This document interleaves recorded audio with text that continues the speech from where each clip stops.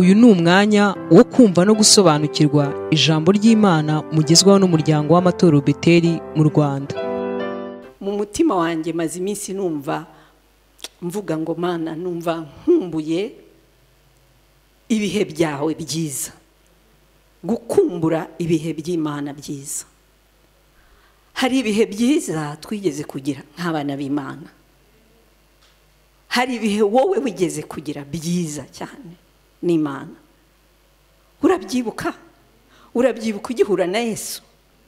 Uzi ko icyo gihe utajyaga wumva hari ikindi kintu kikuremereye atari ukuvuga ngo numva ashaka kunezereza Imana imbere yo kunezereza umwana w'umuntu. Ukumva iminsi yose urashaka kwitwara uko Imana ishaka. Ukumva iminsi yose urashaka ko ibitekerezo byawe Imana aba ariyo ibikontorora. Ukumva urifuza kugira inshuti ho umwana w'Imana. Ukumva wakwinjira mu rusengero ukumva nta wundi mwenda ufitiye umwana w'umuntu atari ukugira ngo agubwe neza kuko nawe ubyifuza. Hari ibihe twabayemo twumva, ukumva iyo uje mu nzu y'Imana uba ushaka kumva ijambo riza kugukosora, riza kukumurikira ahantu uri utabona, riza kuguhana. Tugikizwa abantu bose banezerezwaga no Imana iriho ibahana, ibabwira ibyaha bagiyemo, ibabwira ingaruka zabyo. Umuntu akumva ijambo ry'Imana akarira mu mutima we akicuza. Ariko ibyo bihe turacyabibamo bene data. Hari igihe twageze aho turibagirwa dusanga ijambo riho rivugwa ririho riraducira urubanza. Tukumva ijambo riho rivugwa n'abantu baryipangiye kugira ngo jyewe bambuze umutekano. Ibihe byarageze aho twinjira mu nzu y'Imana tugasigara tuzana urubanza. Kuki nakatandebye? Kuki jyewe batamvugisha? Kuki jyewe ntazwi? Kuki jyewe ntashobora kubona biriya? Umuntu yahagarara ahangaha yashima Imana, yavuga igitangaza Imana yamukoreye. Aho kuvuga ngo wibuke cyagihe wajya kubwira Imana ngo Mana, numva nta kindi cyane nifuza atari kugukiranukira nkazabona ubwami bwawe. Ahubwo ugasigara uvuga Mana, jyewe sinagusenze kubera iki gihe utankoreye biriya? Kuki se utankoreye kiriya gitangaza? Kuki jyewe udashobora kunkiza? Kuki jyewe udashobora kumuya ibi byashara? Kubera iki jyewe udashobora kumuya umwana? Ugasanga twasubiye mu bihe bibi byo guca imanza, tukagera ku rwego aho tuva ku rwego rwo gucira urubanza abana b'abantu tukagera ku rwego rw'aho ducira imanza Imana. Rero bene data, message mbazaniye niyo kuvuga ngo dukumbure ibihe byiza by'Imana, ibihe twigeze kugira. Kandi nubikumbura biriya bihe, numera nk'usubiye inyuma ukibuka ibyo bihe, ukibuka ukuntu wahoraga wumva ufite inyota yo gukiranuka, ufite inyota yo gushaka kwera kw'Imana, yo gushaka kunezereza Imana no hagati y'abantu. Utifuza ko wowe abantu bakunezereza, wowe ukifuza ko ubanezereza. Wifuza ibyo bihe, hanyuma ntabwo Imana iri bikuzanire bya bihe, irabikuzanira inshuro 100, irabikuzanira ibigukubiye, irabikuzanira ibyongereje. Kubera iki? Kubera ko cyagihe tugihura nayo twari tukiri n'abanyabyaha, ariko uyu munsi turi ubwoko bwayo. Mbese si naho ikwiriye kutwongerereza ibyo bihe kugira ngo tubashe no gukurura abandi benshi? Rero nukuri twifuza ibihe by'Imana, kandi kuba muri ibyo bihe by'Imana ntabwo byizana. Nta nubwo ari Imana, twebwe Imana yadukinguriye umuryango, ni twebwe bo kwinjira. Imana yaduteguriye isahani, ni twebwe bo kurambura ukuboko no gufata ku byo kurya Imana yaduteguriye. Amen. Rero hari amagambo ari muri Luka, ntabwo turi buyasome yose, ariko mwandike umurongo igice cya 18 kuva ku murongo wa mbere kugeza ku wa 8. Ayo magambo ni amagambo y'umugani w'umucamanza ukiranirwa. Umucamanza utubahaga Imana n'umupfakazi babaga mu mudugudu umwe. Ahangaha ndumva atariho nshaka gutinda, ariko ndashaka kuvuga uburyo yatitirije uriya mucamanza ngo ntabwo yubahaga Imana, nta nubwo yitaga ku bantu. Ni ukuvuga ngo amategeko yari yarize, akazi yari yarahawe ko kugira ngo acire imanza abantu, abarenganya abashinje, abarenganywa abatabare, ngo yarakiranurwaga. Noneho ngo wa mupfakazi akaza, hanyuma ngo akicara ku muryango agakemurira ibibazo babandi b'abashefu, babandi b'abapatro, babandi bazanye ruswa, babandi baje mu majipe, babandi baje muri za V8. Umukecuru akicara hahandi yasohoka ati ariko wowe wa mukecuru urashaka iki? Ati jewe rwose ndenganura. Ati taha. Agataha bugacya akagaruka, bugacya akagaruka. Byageze igihe, ni umugani Yesu yaciraga abigishwa be, ngo byageze igihe uwo mucamanza aribwira ngo ariko rero uyu mukecuru azankururira ibibazo, kuko na databuja wanshyizeho, nakomeza kuza akajya asanga uyu mukecuru yishusho, abaturage bazabona ko nta kintu maze. Ikindi wanshyizeho azambaza ngo kuki ucira imanza abakomeye ariko aboroheje ntuzibacire. Ibyo nibyo niyongerereje, ariko ndatekereza mu mutima w'ibyo yibwiye. Ngo aravuga ngo nubwo ntubaha Imana, ngo sintinye n'abantu, ariko umukecuru reka mucire urubanza ava ntazagaruke. Ubwo wowe nta rubanza Imana ikwiye kugucira? Ese ubwo nta gihe wasenze ugasenga wageza aho ukavuga uti Imana yarumvise, genda abona itansubiza, mfashi uwundi mutwaro ukawurambika? Ariko uyu mupfakazi nigeze arambika umutwaro, kandi nubwo ari uwo mutwaro yarazanye, suko ari wo yari afite wonyine, yari umupfakazi. Birashoboka ko abana be nta byo kurya bari bafite, birashoboka ko hari n'ibindi bibazo yari afite, ariko yaraje aratitiriza. Rero nawe hari ibihe ukwiriye gutitiriza Imana kugira ngo ubashe kubisubiramo inagutambutse, kuko iyo twibutse ibihe byiza twabanyemo n'Imana, ni ukuvuga ngo biriya bihe yari intambwe imwe Imana yaduteje. Ariko iyo duteje intambwe, ntabwo ibishaka ngo dusubire inyuma twibuke ibya kera dukumbure gusa, ahubwo no kugira ngo Imana ibashe kuduteza n'iyindi. Gutitiriza nibyo bituma Imana iri buduteze iyindi ntambwe, iri butwinjize mu bihe byiza, iri butwinjize mu bihe byo kuduhembura, iri butwinjize mu bihe by'imbaraga, iri butwinjize mu bihe by'imigisha. Amen. Kuri uyu murongo wa 7 n'uwa 8 ngo ubwo bibaye bityo, Imana se yo ntizarenganura intore zayo zitakira ku manywa na nijoro, ku manywa na nijoro? Ese turatitiriza ku manywa na nijoro? Ese ibyo twasabye Imana, ibyo tuyisaba buri munsi, buri gihe, buri joro, buri manywa, kuko ngo ni buri joro n'amanywa, niko Umwami Yesu yavuze. Nubwo waba udapfukamye mu cyumba cyawe, nubwo waba uri mu modoka, nubwo waba uri mu kazi, nubwo waba uri imbere y'ikaye, titiriza. Ntushobora kubura akanya. Uko dusoma amakaye, uko dukora akazi, ntibitubuza guhumeka, sibyo? Ntibitubuza guhumeka. Niba tuhumeka buri kanya, tunamutitirize buri kanya. Amen. Ngo ntizabura kuzirenganura. Mbese yazirengagiza? Ntabwo ashobora kutwirengagiza, ntashobora kurangara. Kubera iki? Kubera kuba wamutitirije. Hari igihe igira igisubizo cyayo, kuko twibagiwe, kuko tutagititiriza, igasanga tukiri hahandi igomba kudusubiriza, kuko twarangaye, twageze mu bindi, igategereza, igakomeza igategereza. Amen. Rero ahangaha ndashaka kuvuga cyane, ndashaka ngo twibukiranye yuko kuba mu bihe by'Imana ni uguhora imbere yayo, ni ukuyititiriza. Hari ibihe twanyuzemo bikomeye cyane, hari ibihe turiho tunyuramo uyu munsi.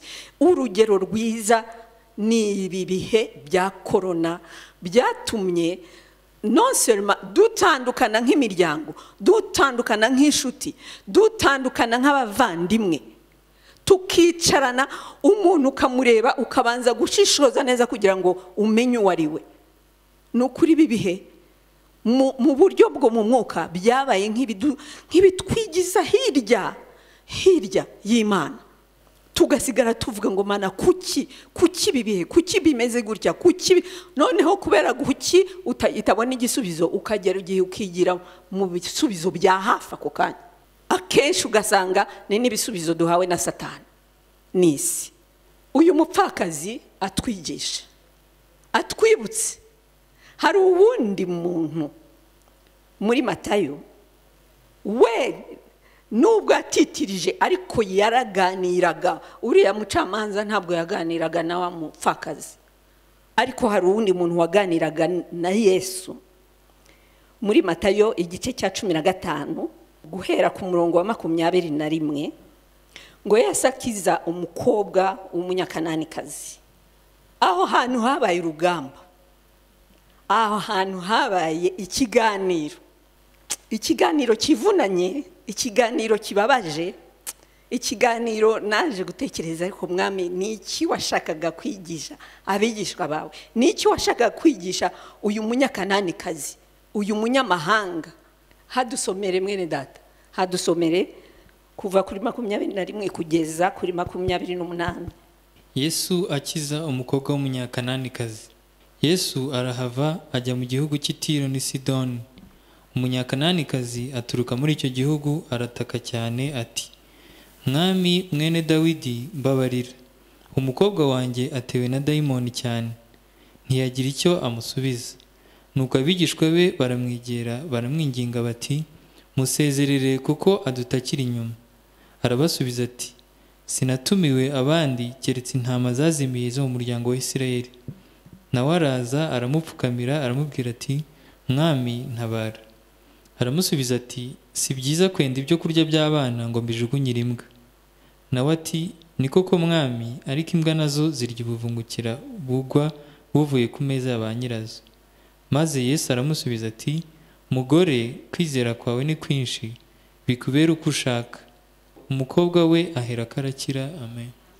Bene data, numvisemo ikiganiro cyabayemo gutitiriza. Ikiganiro gutitiriza kwaje kubyara kwizera kwabyaye igitangaza. Ese mu buzima bwawe ujya utitiriza? Uzi ko dushobora gutitiriza mu bindi bintu? Uzi ko dushobora gutitiriza nk'abantu bazi ibintu bijyanye no gukopesha amafaranga muri banki? Iyo wagambiriye kujya gushaka amafaranga ngo baguhe umwenda muri banki, ibyo bagusaba byose ntubitanga. Igihe cyose baguhamagariye ntubikora. Yewe ugatanga na hypothèque, ingwate y'imitungo yawe, ariko ukabikora. Ukatitiriza banki, ugatitiriza umuntu uri bugukopeshe ibintu uzamwungukira inshuro nyinshi cyane, ariko turayititiriza. Hari ibintu byinshi cyane mu buzima butuzengurutse dutitiriza, ariko gutitiriza iduha bya bindi birenze imyenda ya banki, nitumenya kwititiriza. Uyu mudamu yaragiye yirukanka inyuma ya Yesu n'abigishwa be. Mwami mwene Dawidi, mbabarira, umukobwa wanjye atewe na dayimoni cyane. Ntabwo yaje avuga ngo nkiriza umwana, yaraje aramubwira ngo mbabarira. Muri mbabarira harimo gusaba imbabazi z'ubuzima ariho acamo, harimo kuvuga ngo mana mbabarira, birashoboka ko ibi bintu biriho biba ku mwana wanjye ari ingaruka z'ibyaha byanjye, mbabarira. Umwana wanjye atewe na dayimoni cyane, yari afite umuruho, yari afite uburwayi, yari afite urupfu imbere ye kubera umwana we. Igisubizo Yesu yamuhaye kirababaje, kirababaje. Ntabwo Abafaransa baravuga ngo kino dimo konsa, sinzi mu Cyongereza uko babivuga, ngo utagize icyo avuga abavuze. Utagize icyo avuga abavuze. Ninkubaza izina ryawe, aho utuye, adresse yawe, undeba, unyumva, ntusubize, burya se ntabwo umusubije? Ubusubije, ubuvuze ngo urashakaho icyo. Kuki ushaka izina ryanjye? Kuki ushaka homba? Urashaka kuza kumenera urugo? Urashaka kuza kunyiba? Ubusubije. Yesu nawe ngo ntiyagize icyo amusubiza, yaramusuzuguye, yaricecekeye, yaramwihoreye, ngo kugeza igihe abigishwa be bamubwiye ngo musezerere, ku murongo wa 23, ngo musezerere kuko adutakira inyuma. Musezerere kuko adutakira inyuma. Ni nko kuvuga ngo twamusengeye, turabizi twebwe ntidushobora kumwirukana, kandi twasenze amasengesho yacu ntacyo yigeze akora. Abakozi b'Imana, umushumba ashobora kugusengera ukaza ukamubwira umutwaro wawe, ukamubwira ikigeragezo cyawe, ukamubwira imvune yawe, akagusengera. Ariko ntabwo ari Yesu. Uriya mushumba, uriya mupasiteri, uriya mukozi w'Imana ntabwo ari Yesu. Si ukiza, si utanga uriya mwana, si utanga kariya kazi. Iyo agusengeye ababwira Yesu ngo rero musubize ikibazo yakubajije, hanyuma umusezerere, agenda ajye kwinjoyinga, ajye kunezererwa igisubizo wamusubije cy'umutwaro we. Nta handi bari kurenza. Ngo hanyuma arasubiza. Yesu noneho ubu ngubu yaravuze ngo sinatumiwe, ngo sinatumiwe abandi, ntabwo natumiwe uwo mugore w'umunyakanani, ntabwo ari we wanzanye, ngo keretse intama zazimiye zo mu muryango wa Isirayeli. Yari umwisirayeli mu buryo bw'amaraso. Ni nko kubwira uriya munyakanani kazi ariho, mbega ariho aramwigisha kwizera, ati umva wowe ibyahawe, ibyasezeranijwe, amasezerano, ibyizerwa byahawe ubu bwoko kugira ngo bisingire, ni ukurwana urugamba, ni ugutitiriza. Ariho aramwigisha, ariko anigisha n'ubwo bwoko ngo nazanywe, naje, ibyo nazanye, ibyo mfite ni iby'ubu bwoko. Wowe kugira ngo bisingire, hari intambwe ugomba gutera, hari ibyo ugomba kubira, hari aho ugomba kuva, hari umusozi ugomba kwimukaho, ugasanga Yesu ku musozi ahagazeho. Ntabwo ari we uri bugusange. Ariho aramwigisha, aramuforujamo, aramushyiramo kamere yo gukomera, yo kwihangana, yo gutegereza, yo kumenya ko ibyo ariho amusaba ntabwo bwari uburenganzira bwe kubera yuko atari umuyudakazi, ariko natitiriza arabisingira kandi arafata ibirenze iby'umuyuda yari akwiye no kwakira. Amen. Igisubizo umudamu yongeye kumubwira, yaravuze ngo mwami ntabara.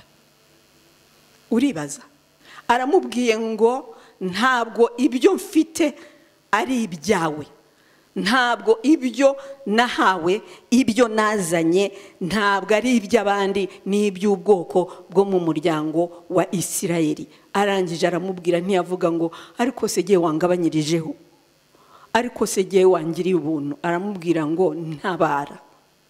Nta magambo yandi yari afite, nta kindi yamubonagamo ubutabazi. yirengagiza uburyo ariho amwirengagiza, yirengagiza uburyo ariho amuca intege, ariko aratitiriza. Ni ryari twatitirije bene data? Ni ryari wasabye ikintu Imana? Ni ryari wabonye ko mu buzima bwawe harimo imvune, hari ahantu udasingira, hari ikintu utari ufata, ariko ukavuga ngo si Mana ntabara, mbabarira, nsanga, ngwino, ndategereje, sinzava ku birenge byawe, sinzigera ndeba hirya no hino. Impamvu tugomba gutitiriza ku ruhande, impande hirya no hino zacu, hari intumwa zihari zo kugira ngo turangare cyangwa se zituzanire ibitari original, ibitari iby'Imana. Imana rero igashaka ngo ukomeze utitirize, ikwigisha, iguforme, mbega iguhe karakta yo gukomerera hagati y'ikigeragezo, hagati yo guhungabanywa. Mwibutse abamaze igihe bakijijwe, mu bihe bya mbere by'agakiza wapfaga gupfukama gusa, wasenga ako kanya nahise nsubizwa, Imana yahise ikora ibi ngibi. Uko ugenda ukora mu gakiza nicyo kimwe no mu buzima bw'umuntu, ugasenga none se byagenze gute, none habaye iki? Imana iri kwigisha ngo tera iyindi ntambwe. Yaramubwiye ngo ntabara. Mana we, mbega Yesu ugerageza ngo si byiza kwenda ibyo kurya by'abana ngo mbijugunyire iki? Imbwa. Ntabwo nafata ibyo kurya rero by'abana byo mu nzu ya data, mu bwoko bwa Isirayeli, ngo mbijugunyire imbwa. Sino kubiha imbwa, ni ukubijugunya. Ni ukuvuga ngo ubutunzi Yesu yashaka kuvuga, yarariho yerekana ko ibyamuzanye yabizaniye, ariho amubwira ngo dore ntabwo nshobora kubiguha kuko wowe ntabwo bibereye, ntabwo ari ibyanyu. Mbega gukubitika, mbega kumukubitaho ikinyundo, mbega kumwasa. Benshi muri twebwe twasubira inyuma, twagwa. Hari abantu, Apostle niwe wajyaga akunda kubivuga, akavuga ngo abantu bavuga ngo jewe nutankorera ibi ngibi, nutama aya mafaranga, nutama umwana, jewe nzakuvaho, nzigendera. Ntabwo azi amateka ya Rusi. Uwo muntu ntabwo azi amateka ya Rusi. Yabwiye Naomi, umukecuru wari waramaramaje, yarapfakaye, arapfusha, asigarana ubusa, ari mu mahanga, arangije aba mu maganya, akavuga amagambo y'urucantege. Yari afite Imana ya Isirayeli, ariko Rusi w'umunyamahanga aramubwira ngo ndagukurikira jewe. Ati no ntunkurikira jewe, nubwo nakongera nkarongorwa, abana nabyara ntabwo bazakura ngo bakubere umugabo. Isubira iwanyu, uracyari muto. Aravuga atoya, Imana yawe izaba Imana yanjye, umuryango wawe uzaba umuryango wanjye, aho uzagwa niho nzagwa. Yari afite kwizera kwa kundi kurenga ubukecuru bw'uwo mukecuru. Yari afite kwizera kurenga ubupfakazi bw'uwo mupfakazi. Yari afite kwizera kurenga amagambo y'urucantege y'uwo mubyeyi. Akabona hakurya, akabona hirya, akabona Imana ya Isirayeli. Uyu munsi cyama ngo tubone Imana ya Isirayeli. Icyama ngo uyu munsi tubone Imana itarigera ihinduka n'umunsi wa rimwe, nguko yariri n'uyu munsi mu kinyenjana cya 21, uko yahoze ari Imana ya Aburahamu, na n'uyu munsi iracyari ya Mana. Ni ya Mana umuntu agendana nayo mu kwizera kandi gakora ibitangaza. Hagati ya periode ya corona hari abantu benshi Imana yakora ibitangaza kuko batigeze bahindura position y'imitima yabo. Icyama ngo ntiduhinduke imitima, icyama ngo dukomeze dufokasinge, dukomeze dutumbire iriya Mana yaduhaye Kristo nk'umutambyi udahwema kutwingingira.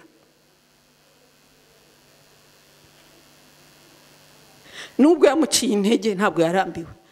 Yaravuze ngo ni koko mwami, ngo ariko imbwa nazo zirya ubuvungukira bugwa buvuye ku meza ya ba nyirabwo.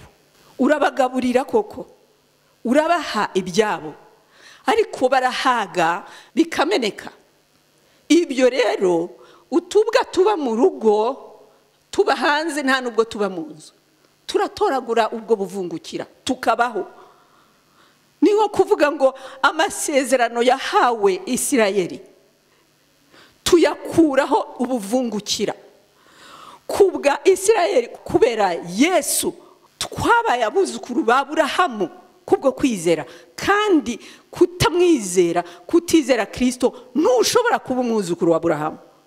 Umaze kuba umwuzukuru wa Aburahamu kubwo kwizera, uhita umenya ko ntabwo gihabwa ubuvungukira, kuko wamaze kuba umwana bwite, umwuzukuru bwite wa Aburahamu. Amen. Aha rero uyu mugore yarakira umunyamahangakazi, ariko aringinga, arataka, aringinga. Yesu yabonye ko umva yamucishije mu ishuri rikomeye. Kandi mumenye ko ntabwo yabimubwiraga ari wenyine, yabimubwiraga mu ruhame. Abigishwa bumva bariya 12 n'abandi bigishwa nabo bari baje bashaka ibitangaza. Aramutestinga, ariko nubwo yarariho amugerageza, yarariho yigisha n'abigishwa be ibyo kwinginga, ibyo gutitiriza, ibyo kutarekura, ibyo kutarambirwa. Ufite ikintu tumbiriye ku Mana, ufite ikintu usaba Imana, ntukwiriye kurambirwa. Ntukwiriye kuvuga ngo igihe kirarenze. Nta gihe kirenga imbere y'Imana, nta myaka ibayo ngo Mana nagusabye iki nkiri muto none ndashaje, ngo dore narakigusabye, dore aho ngeze. Ntabwo Imana ijya iba mu bihe byacu. Amen. Mu gihe warambiwe, mu gihe wibagiwe, uzajya kugira ubone kikuguyeho, uvuge byagenze bite. Ariko nturambirwe, ntucike intege. Yaramubwiye ngo muri kiriya gice cya mbere twasomye cyo muri Luka, hariya kuri uriya mucamanza, Yesu yabwiye abigishwa be ngo umwana w'umuntu nagaruka azasanga kwizera kugihari. Ni ukuvuga ngo umuntu wizera ntarambirwa, ntacika intege. Uyu mudamu ntiyigeze acika intege ngo nuko Yesu ari wamuhakanira, nuko ari wamwirukana, nuko ari wamwingizayo. Yaramubwiye ngo mugore, kwizera kwawe ni kwinshi, ni kwinshi, kurarenze. Hari ahandi yavuze ngo no mu Bisirayeli ntabwo kuragaragara. Ugire kwizera, uzagire kwizera kukudemarka, kukuvana mu bandi, kugutandukanya n'abandi, kugeza Imana ishobora kuvuga ngo ufite kwizera kurenze ukwabo ubwoko bwanjye, ko mwitorero ryanjye uri umwihariko, kubera kwizera kwawe, kubera gutitiriza, kubera kwihangana, gutegereza. Yabonye igitangaza cyo gukira ku mwana we kubera ko gusa yatitirije. Hari ikintu ufite, hari umutwaro ufite, hari ikintu usengera uyu munsi, hari ikintu wasengeye utarasubizwa na n'uyu munsi, utararambirwa. Hari icyo ufite, hari ikintu ufite wararambiwe, wacitse intege. Nukuri nturambirwe, kuko nurambirwa ntabwo Imana igisubizayo. Irategereza kuko hari position y'umutima wawe igushakamo, hari ukwizera igushakamo. Uko kwizera kuzatuma n'abandi bazamuka, kuko uko kwizera nuhagarara ngaho ukavuga ngo byagenze ukumara iki giki n'iki, ndatitiriza, bizatuma wa wundi wacitse intege yongera gusubizwamo imbaraga, yongera guhaguruka, yongera kwibuka ko Imana ari umwizerwa. Amen.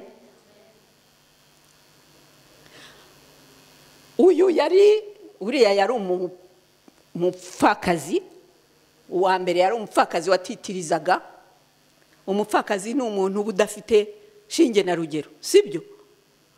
Ni wa muntu usuzugurwa n'abahisi n'abagenzi. Uyu mugore yari umunyakananikazi, yari umunyamahangakazi mu Bisirayeli, yari asuzuguritse, bose baratitirije. Ndashaka kurangiriza kuri uyu mugabo w'igihangange, Eliya, umuhanuzi ukomeye cyane w'Imana. Yari amaze gukora igitangaza. Imvura yahagaritse, imvura mu Bwisirayeli, imvura itakigwa, amapfa yarateye, ari ibihano kubera ibyaha byari mu Bisirayeli. Hanyuma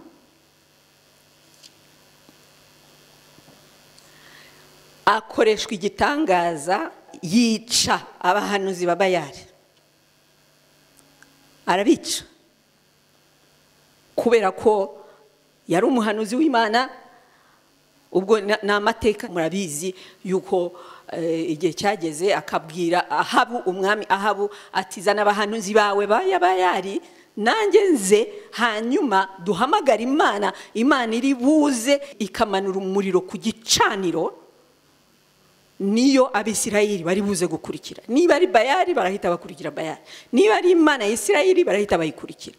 Ubwo rero Imana ya Isirayeli niyo yatwitse icyo gicaniro, hanyuma ategeka ko abahanuzi ba Bayali bose bicwa. Umwana w'umuntu ushobora gukora igitangaza nk'icyo ntabakomeye. Biba bigaragara ko ntabwo akeneye gusenga no gusaba no kwinginga no gutitiriza. Ariko muri iki gice cya 18 mu Bami ba mbere, umurongo wa 42, ngo nuko Ahabu arazamuka ajya gufungura. Eliya yaramubwiye ngo nazamuka ajye gufungura, ngo ndumva ngo haza kugwa imvura y'impangukano.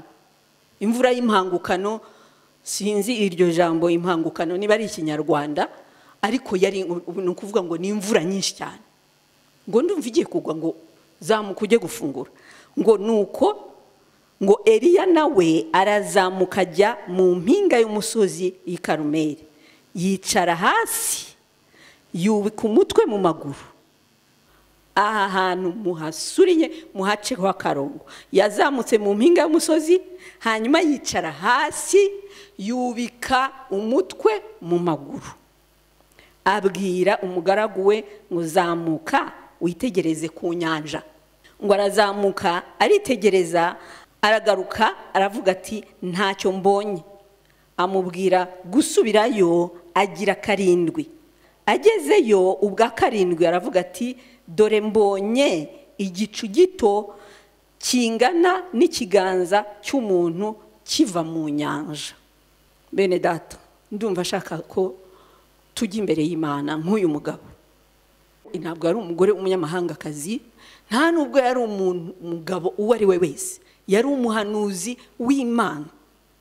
Ariko ngo nubwo yari amaze gukora ibitangaza, nubwo yari amaze guhabwa icyubahiro muri Isirayeli wose, nubwo yari amaze guhabwa autorite no ku mwami Ahabu, agasigara amubwira icyo akora, ariko ngo yaribwirije azamuka ku musozi, mu mpinga y'umusozi, aho witarura iby'urusaku, ibyo hasi, ibiciriritse, ibyisuzuguritse. Arazamuka ajya ku musozi. Hari ibintu tujya tubamo bya rusange, bya rutine, akazi, kuganira ibiganiro bisanzwe, umuruho n'ibindi. Hari igihe tuba dukwiriye kubivaho tukagenda tukazamuka mu mpinga y'umusozi,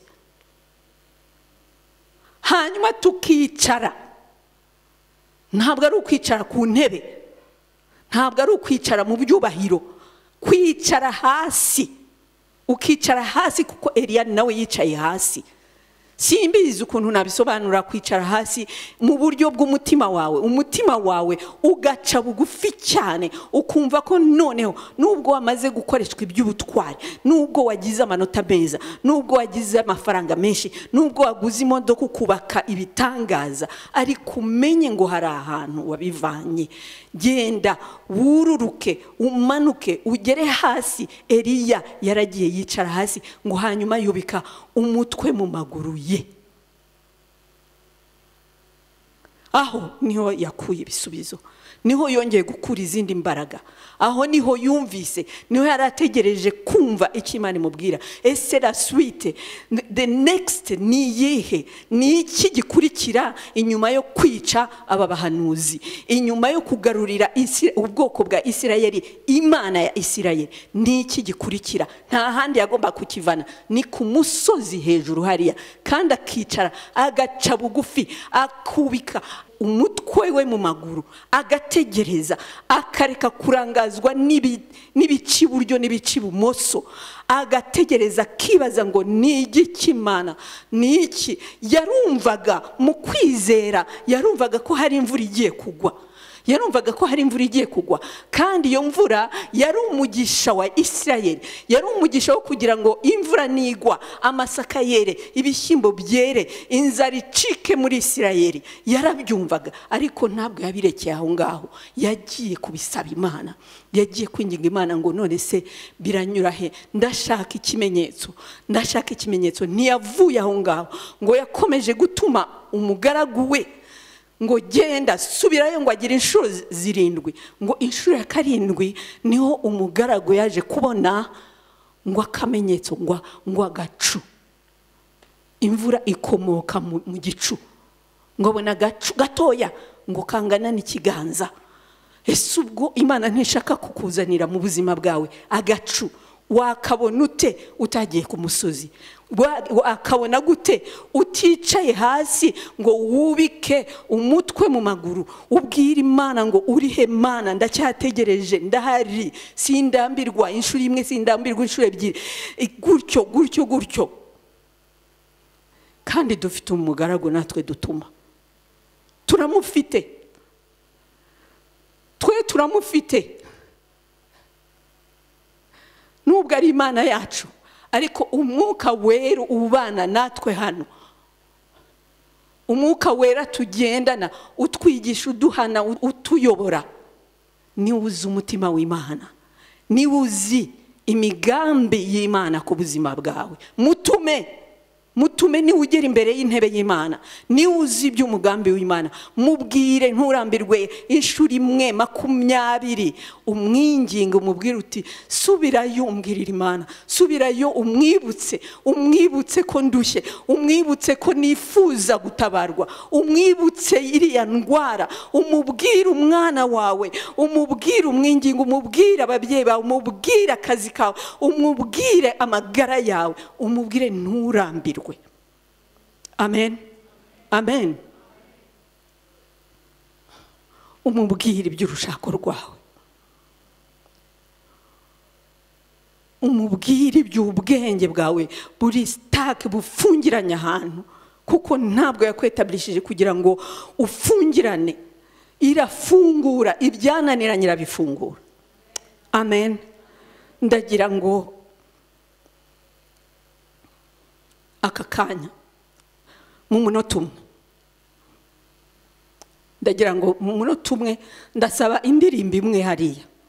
Hari indirimbo ivuga yo mu gitabo cy'indirimbo ivuga ngo ibihe byiza byo gusenga, ibihe byiza byo gusenga. Ibyo bihe byiza byo gusenga Imana igitwibutsa. Niba wicara ukubika umutwe mu maguru yawe, niba upfukama, niba uhagarara, niba uguma wicaye, niba urambarara, ariko ubwira Imana ngo Mwami, nukuri ndaje nanjye nk'uyu mugabo wari ukomeye cyane. Umubwire, umutitirize, ntuhave inshuro 1, ntuhave inshuro 2, nunataha mu rugo ukomeze. Haleluya, haleluya, haleluya, haleluya. mwami Imana turagusabye, turakwinginze Uwiteka ngo uduhe kumenya kuba mu bihe byawe byiza, utwibutse ibihe byiza byo gusenga, utwibutse ibihe byo kugusanga mwana, utwibutse ibihe byo kwinginga. Turashaka kuza imbere yawe, turashaka kuza imbere yawe. Ubishaka apfukame mu mwanya we, ubishaka ahagarare, ubishaka arambarare, ariko uwereke Imana ko n'ukuri wifuza kuba mu bihe byayo, wifuza kuba mu bihe byayo. N'ukuri Uwiteka mwami Imana, turakwinginze kugira ngo wongere kutuzamurira ibihe, utuzanire ibihe byiza byo gusenga, ibihe byiza byo gushima, ibihe byiza byo kugusingiza, ibihe byiza byo gukomera muri wowe Uwiteka Mana nziza. Turagushima Mana nziza, utuneshereze umwanzi muri ibi bihe bikomeye, mu bihe bikomeye, ariko uduhe ibihe byiza byo kwegera, uduhe ibihe byiza twongere kwibuka urukundo rwacu rwa mbere. Uwiteka Mana, wongere kudusubizamo ya nyota, zambaraga wa mwete, itorero ribe muri wa mwete, ubugingo bwanjye bube muri wa mwete. Cyagihe wanzahuraga mu byaha, cyagihe wamvanaga mu buzima bw'umwijima, cyagihe wamvanaga mu bihe by'ubwoba, cyagihe wamvanaga mu rupfu. Uwiteka Mana, dusubize mu bihe byiza byawe Uwiteka, kandi dufite umutambyi uhoraho utwingingira iteka imbere y'intebe yawe. Urakoze nyakubahwa, ushimwe Imana, izina ryawe rihimbazwe kandi rishimwe iteka ryose. Izina rya Yesu.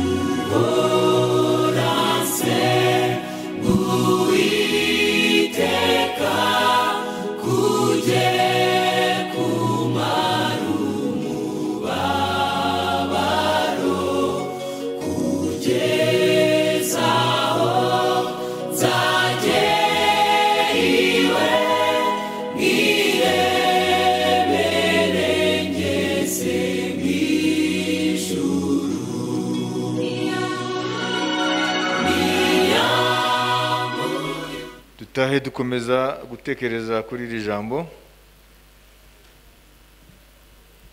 ko Imana iduhamagaye gushaka ibihe nayo, gushaka mu maso hayo. Ubwo twavuze ko nubwo amasengesho yo gufatanya nk'itorero mu kwiriza atarongera kugaruka, ariko umuntu wese ashaka umunsi umwe mu cyumweru uba umunsi wo kwiriza kuva mu gitondo kugeza nimugoroba, ashaka mu maso y'Imana. Tumaze iminsi tubivuga, urumva ko Mukara yongeye kutwibutsa kugira ngo tumenye ko amasengesho ni priority mu mibanire yacu n'Imana. Reka rero dushime Imana kubw'ijambo. Urakoze Mwami kuri iri jambo uduhaye, imitima yacu ifata icyemezo cyo gushaka mu maso hawe muri ibihe bikomeye, ibihe bya nyuma, aho Satani n'ingabo ze z'abadayimoni bakajije umurego wo kuyobya isi no kurwanya itorero ngo bishobotse n'abatoranijwe Satani abagarure mu mwijima, kuko we ni ikiremwa cy'umwuka, arabona abo tutabona, azi ibihe kandi azi ko igihe cyamushiranye. Kangura rero ubwoko bwawe kugira ngo umwami hamwe n'ingorane z'ibi bihe dushake mu maso hawe, tugire priorite gusenga mu mwuka no mu kuri. Ni byinshi bisorisita abantu, ni byinshi bibashaka, ariko byose ni by'akanya gato, ngo isi irashirana n'irari ryayo. Urakoze rero, reka iri jambo umwami rikomeze rivuge mu mitima yacu, kugeza buri muntu wese ahambukira gushaka Imana. Turagushima rero umugoroba, ibihe byiza duhaye amahirwe yo kumva ijambo ryawe, kandi ijambo ryawe ni ukuri, kubaryizera rirakora. Nuko rero n'abataje uyu munsi aho bari hose, iri jambo umwami ribagereho, kandi ikindi nacyo ibyo dusengeye itorero n'ibyo dusengeye amatorero ku isi yose, kugira ngo twese nk'umuntu umwe Mwuka Wera uduhagurutse gushaka mu maso hawe, mu izina rya Yesu Kristo, amen.